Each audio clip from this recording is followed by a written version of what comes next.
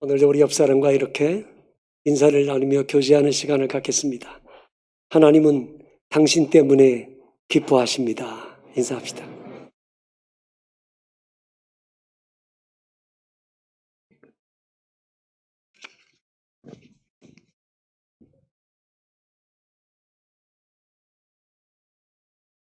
고대 중국의 사람들은 북쪽으로부터 침입하는 적들로부터 안전하게 보호받기 위해서 만리장성이라고 하는 성벽을 쌓았습니다.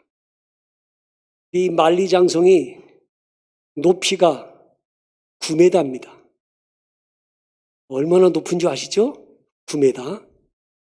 성벽의 두께가 5m입니다.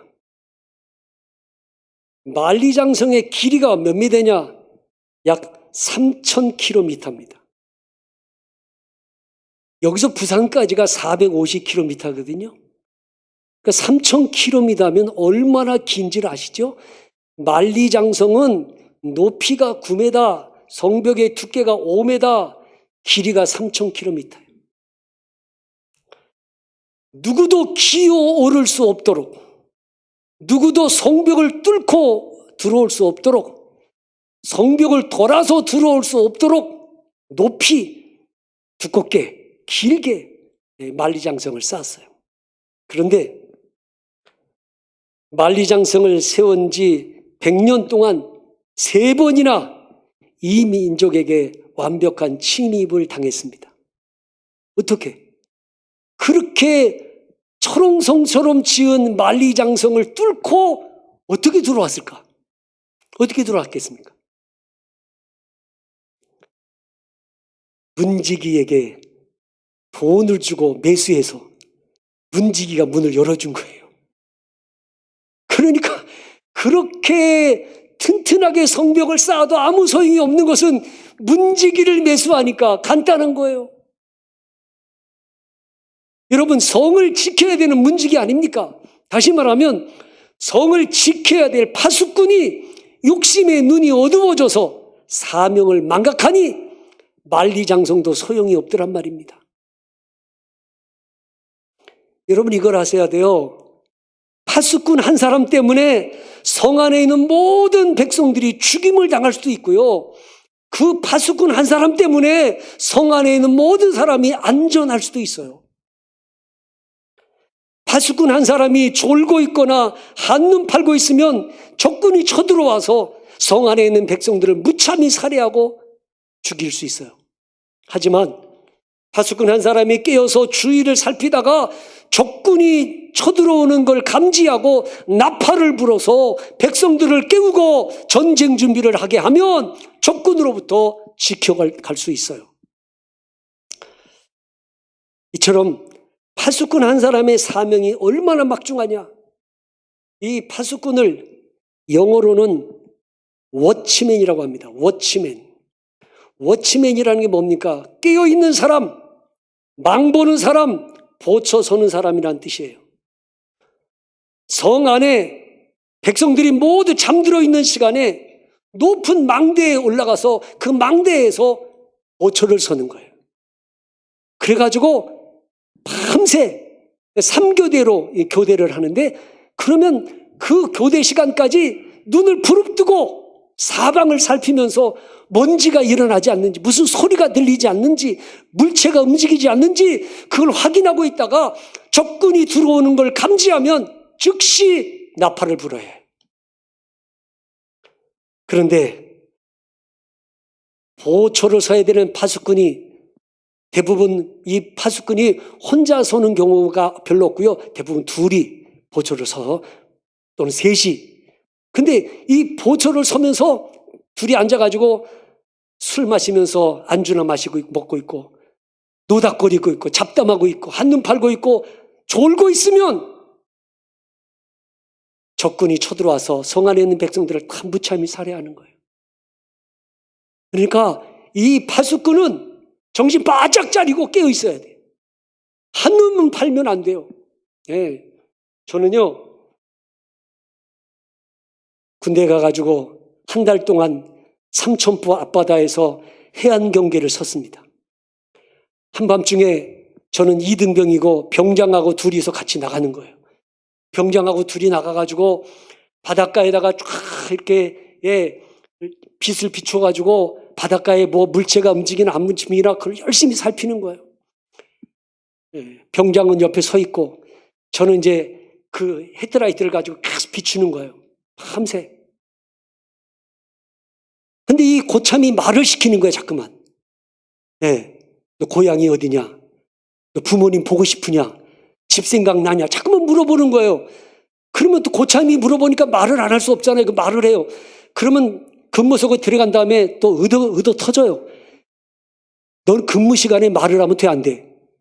말했다고 또 때려요.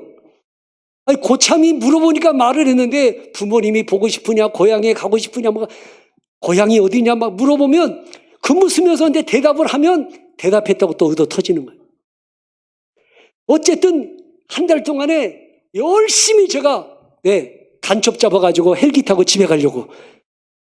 그때 간첩을 잡으면 헬기 타고 집으로 갈 수 있다고 그래가지고 밤새 그냥 간첩 잡으려고 얼마나 열심히 바다를 쳐다봤던지.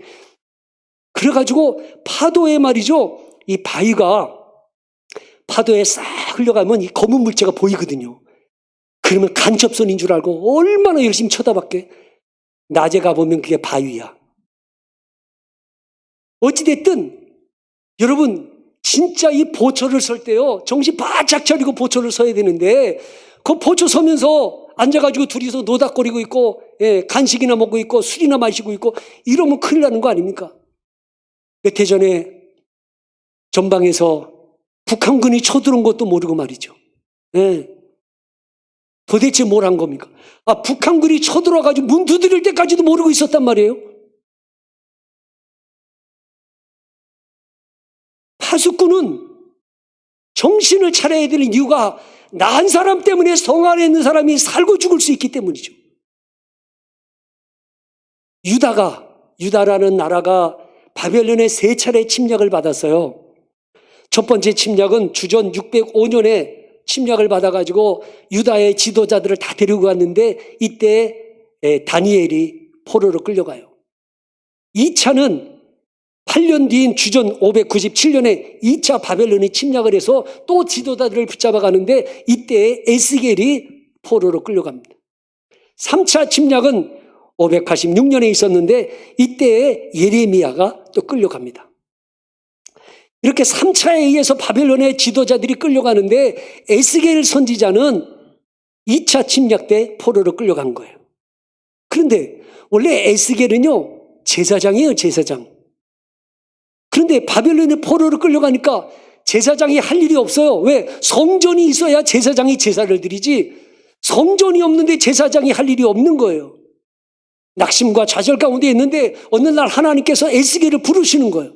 부르시면서 에스겔에게 사명을 주는데 너는 이제 제사장이 아닌 선지자가 되어 파수꾼이 되어 내 백성들을 깨우치는 파수꾼의 사명을 감당하거라 라고 사명을 맡기시는 거예요. 자, 오늘 말씀 보시죠. 7절 다 같이 시작.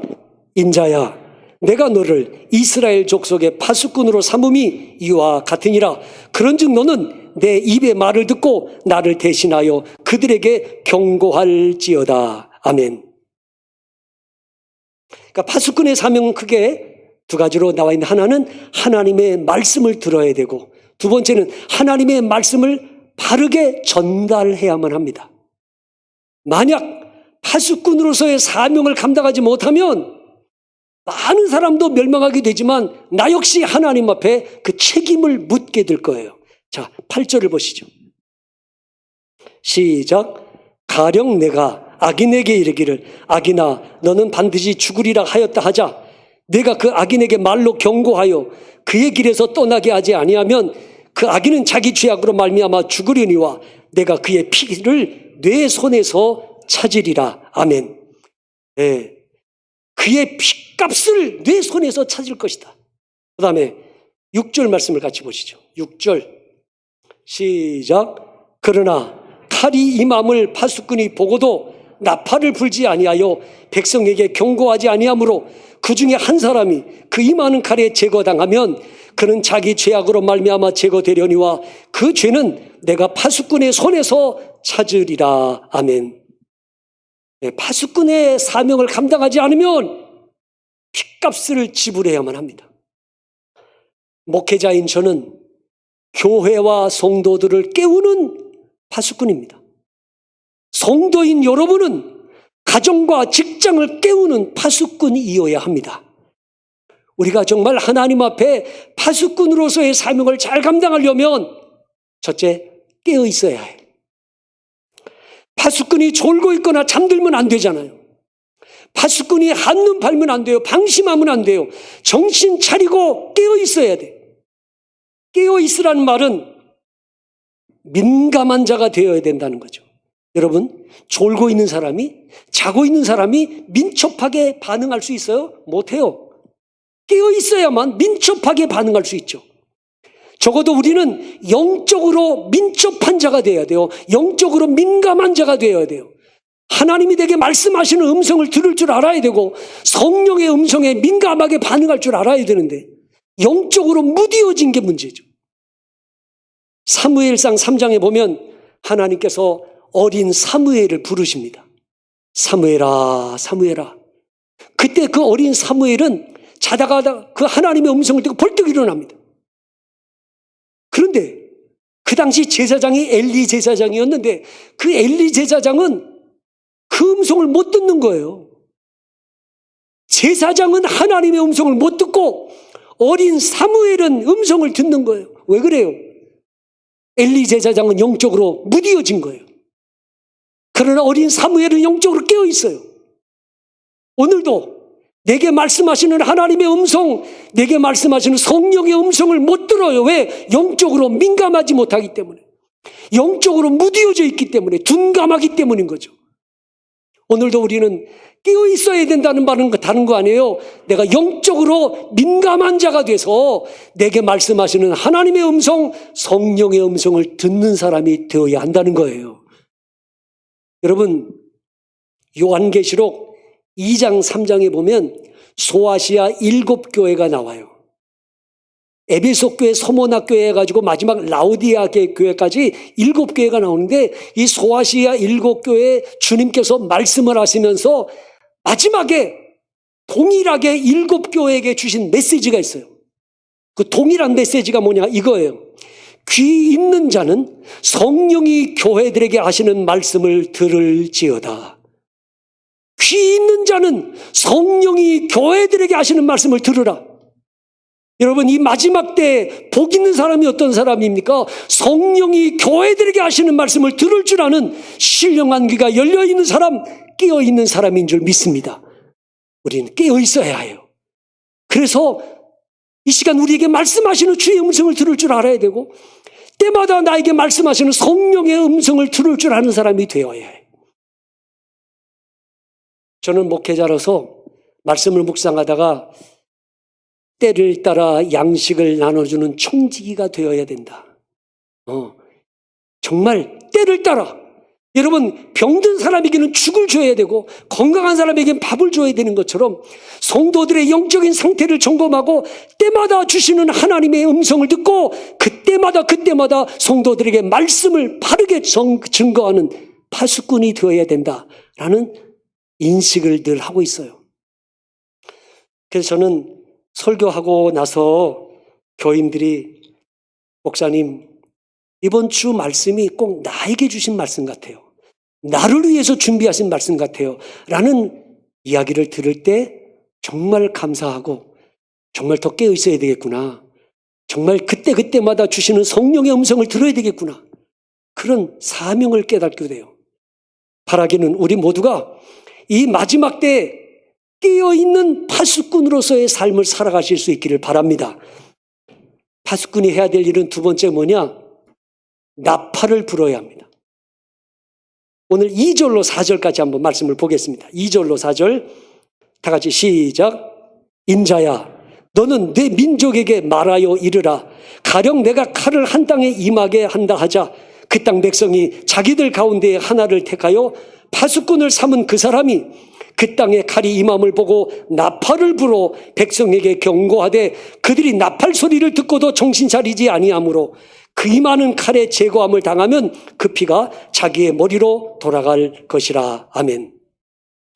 여러분, 파수꾼은요, 적군이 쳐들어오는 걸 감지하면 신속하게 나팔을 불어야 합니다. 나팔을 왜 불어야 됩니까? 여러분, 적군이 대부분 낮에 쳐들어오질 않아요. 대부분 밤에 습격을 하거든요.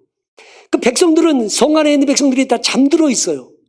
그러면 이 파수꾼이 적군이 쳐들어오는 걸 감지하고 나팔을 불어서 잠들어 있는 백성들을 깨워야 돼요. 그리고 전시태세를 갖추도록 준비하게 만들어줘야 돼요. 그런데 적군이 쳐들어오는 걸 감지하면서도 나팔을 불지 않으면 백성들이 무참히 죽어요. 그러므로 파수꾼이 해야 될 가장 중요한 일이 뭐냐? 신속하게 나팔을 불어야 한다는 거예요. 오늘도 사단의 유혹에 이끌려 멸망의 길로 가는 사람들을 바라보면서 그냥 묵인한다면 우리는 파수꾼으로서의 사명을 망각한 거예요. 오늘도 이런저런 고난과 역경으로 고통과 불황 속에 살아가는 사람들을 보면서 그냥 묵인한다면 우리는 파수꾼의 사명을 망각한 거예요. 우리가 정말 하나님이 세운 파수꾼이라면 복음의 나팔을 부는 사람이 되어야 합니다. 복음의 나팔. 우리를 죄에서 구원할 자는 예수 그리스도밖에 없다는 복음의 비밀을 전해 주어야 합니다. 우리가 하나님의 자녀가 되어 천국에 들어가려면 예수님을 나의 구주로 믿어야 한다는 복음의 진리를 전해 주어야 합니다. 가만히 있으면 안 돼요. 내 가족들에게, 내 친척들에게, 내 이웃에게 이 복음의 나팔을 불어서 그들의 영혼을 건져내는 이 파수꾼의 사명을 감당해야 돼요.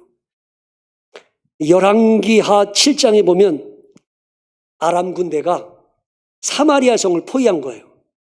포위해서 한 달, 두 달 계속 포위하고 있으니까 음식을 구할 수 없는 성 안에 있는 백성들이 다 굶주리게 돼요.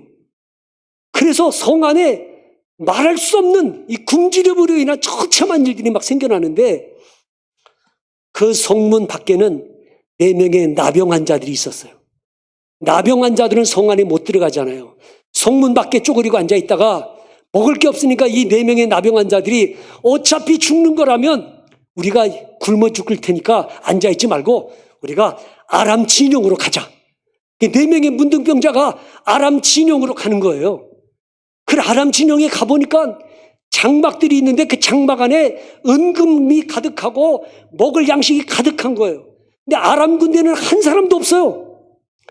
알고 보니 하나님께서 4명의 이 나병 환자들이 아람 진영으로 나갈 때 하나님이 아람 군대에게 말발굽 소리, 병거 소리, 큰 군대의 소리가 들리게 하셔가지고 그들이 다 도망가 버린 거예요. 그래가지고 이 4명의 나병 환자들이 장막에 들어가서 그저 먹을 거 씻고 배불리 먹고 은금을 막 주머니에 집어넣고 채우는데 이렇게 서로 얘기하는 거예요. 뭐라고 얘기했냐면 오늘은 아름다운 소식이 있는 날이거늘 우리가 침묵하고 있도다. 만일 밝은 아침까지 기다리면 벌이 우리에게 미칠지니 이제 떠나 왕궁에 가서 알리자. 자, 이 소식을 왕궁에 알려서 굶주린 백성들에게 음식을 나눠줘야 한다는 거예요. 이 4명의 나병 환자들이 자기들끼리만 배부르게 먹고 욕심을 부렸다면 어찌 됐겠습니까?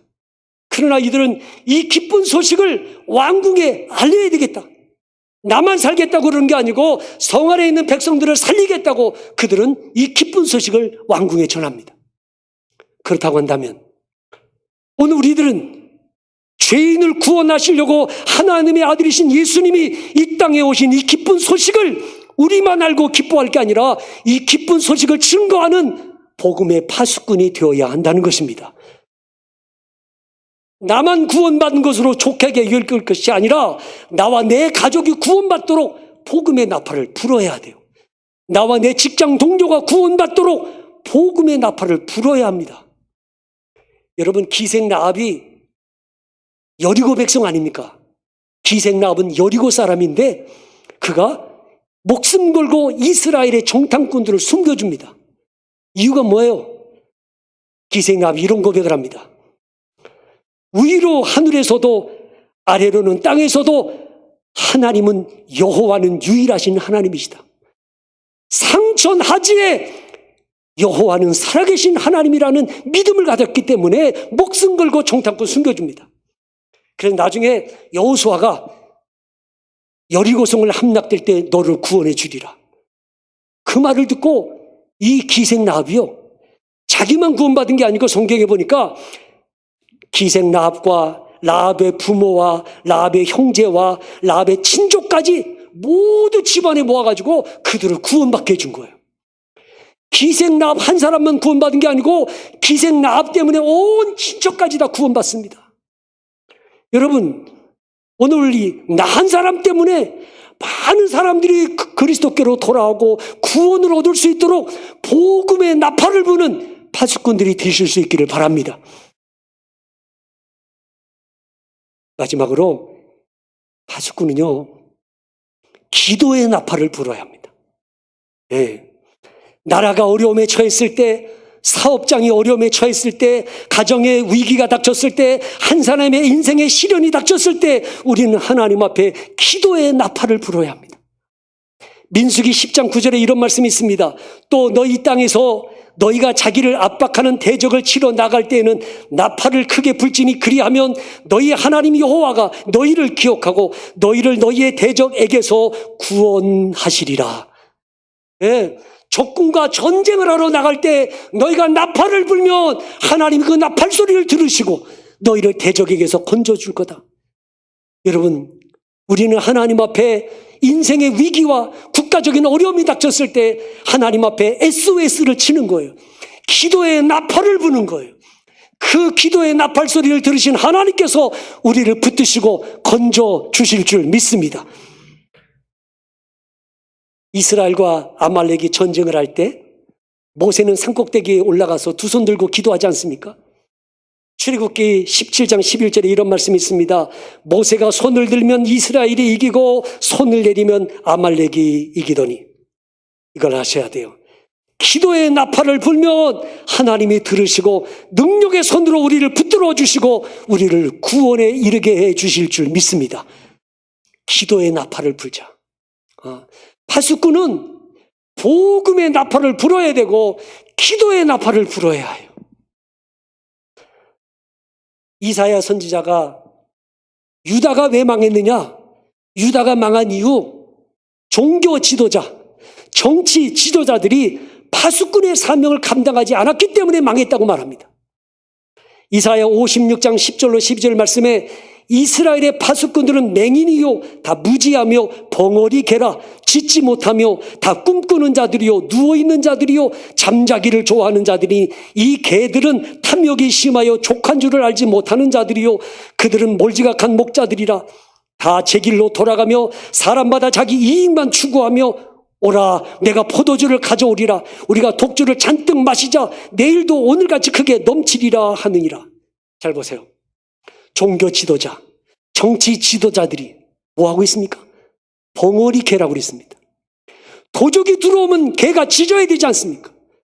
지금 국가가 어려우면 백성들을 깨우쳐야 되는데 모두가 다 벙어리 개가 됐어요. 짖지를 않아요. 나팔을 불지 않아요. 그뿐만 아닙니다. 포도주를 마시면서 자기들끼리만 먹고 마시고 즐기고 있습니다. 자기들의 욕심에 취해 있습니다. 파수꾼의 사명을 망각했어요. 그래서 유다가 망하게 되는 겁니다. 오늘도 우리 모두가 국가가 어려울 때 한국교회와 우리 주찬영교회가 우리 거인들이 하나님 앞에 기도의 나팔을 불 수 있기를 바랍니다. 오늘 여러분 주변에 여러분 가족 중에 예수 믿지 않는 사람이 있고 멸망의 길로 가는 사람이 있다면 그들에게 복음의 나팔을 불어서 깨우쳐주고 돌이켜 구원받는 길로 이끄는 파수꾼들이 되실 수 있기를 바랍니다. 우리는 오늘도 파수꾼이에요. 하나님 우리에게 내가 멸망의 갈로 가는 사람들을 깨우쳐 돌이키게 해라. 악한 길에서 돌이키게 해라. 하나님이 우리를 우리 가정의 파수꾼으로 세워주셨어요. 민족을 깨우는 파수꾼이 되라고 우리를 세워주셨어요. 다시 한번 우리 모두가 내 사명이 뭘까? 하나님이 나를 존재케 하는 이유가 뭘까? 파수꾼의 사명을 감당하라고 하나님 우리에게 요구하시는 거 아닙니까?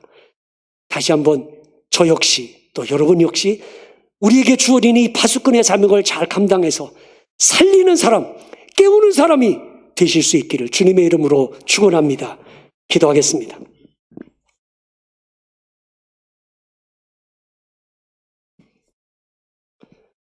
하나님 아버지, 나라가 어려울 때, 시대가 어려울 때 하나님이 선지자들을 통하여 백성들을 깨우치고 그들을 돌이키게 하고 하나님의 은혜를 받게 해 주었습니다. 오늘도 이 마지막 때 세상이 점점 악해져 가고 타락해가는 이때에 우리 모두가 하나님 앞에 깨어 있어서 내게 말씀하시는 성령의 음성을 듣고 나라를 위해서 복음의 나팔도 불고 기도의 나팔도 불 줄 아는 파수꾼들이 되게 하여 주옵소서. 나 한 사람 때문에 내 가정이 살게 하여 주옵소서. 나 한 사람 때문에 교회가 살고 민족이 하나님의 긍휼을 받게 하여 주옵소서. 주차님께 모든 성도들의 마음속에 한 주간 동안도 나는 파수꾼이라고 하는 이 사명을 인식하면서 하나님 앞에 깨어있고 나팔을 부는 자들 되게 하여 주옵소서. 예수님의 이름으로 감사하며 기도드리옵나이다. 아멘.